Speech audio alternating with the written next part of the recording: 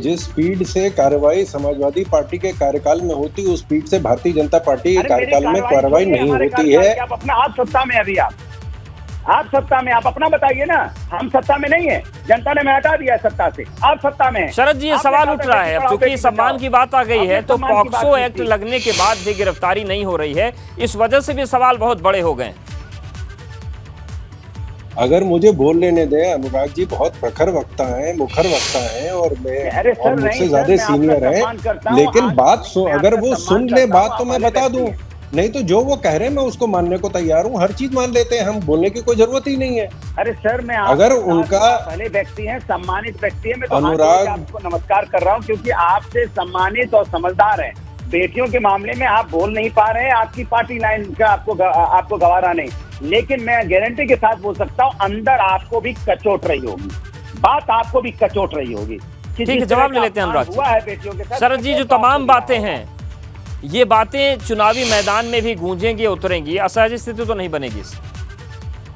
देखिए, ये जो बातें अभी इन्होंने कही हैं वो तकरीबन सारी बातें ये 4 बार, 2 बार विधानसभा चुनाव में, 2 बार लोकसभा चुनाव में और 2 बार निकाय चुनाव में दोहरा चुके हैं। जिस स्पीड से इनके कार्यकाल में की बात, मेडल की बेटियों की बात नहीं हुई है, पहली बार हो रहा है ये, उसके बाद अभी चुनाव आया नहीं। ठीक है, आप दोनों के पास आइए। सुची विश्वास जी, आरोप भी होते हैं और अपना विजन भी होता है, कांग्रेस किस विजन के साथ जनता के बीच जाएगी? क्योंकि जनता ये भी पूछेगी कि अगर हम आपको मौका देते हैं तो क्या आप करने जा रहे हैं, तो किस रणनीति से आप लोग आगे बढ़ेंगे? आपका 9 साल बेमिसाल पॉपअप हो रहा है, यही विषय भी है। तो हम तो जनता के बीच ही हैं, हम विपक्ष हैं, जनता ने हमें हटाया है और आपको सत्ता में लाए हैं।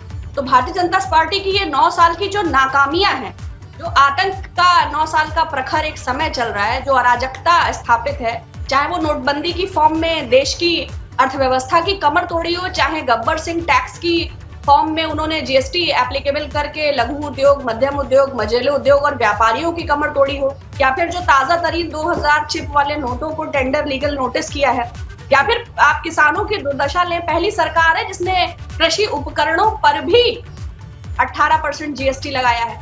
बाकी किसानों को कितनी फिक्र है, ना यकीन हो तो टेनी को लेकर माफिया बगल में दूरबीन से अमित शाह साहब ढूंढ रहे थे। बेटियों के बारे में हमारे भाई अनुराग साहब बोल ही चुके, तो जो इतने शर्मनाक हैं कि पोस्टर के लिए उन बेटियों को अपने साथ फोटो शूट कराते हैं और जब उन पर बूटों से बारिश करते हैं संसद भवन के उद्घाटन के समय, तब सरकार अपनी नाकामियों से मुंह छुपाती है।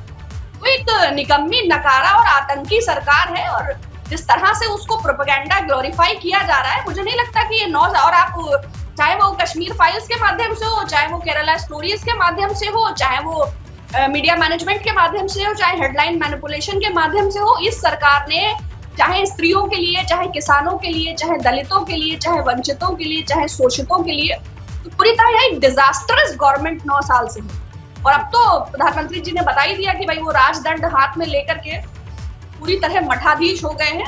उनकी डिक्टेटरशिप का उन्होंने जो ठीकरा फोड़ा है, जो वादे थे काला धन लाने का, रोजगार लाने का, तो अब किसको 50 रुपए में पेट्रोल मिल रहा है, सिलेंडर का भाव क्या है, आटा किस भाव है, तेल किस भाव है।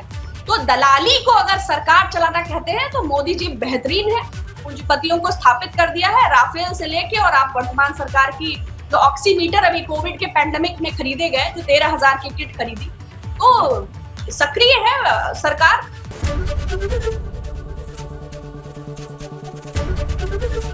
एबीपी गंगा, खबर आपकी, जुबान आपकी।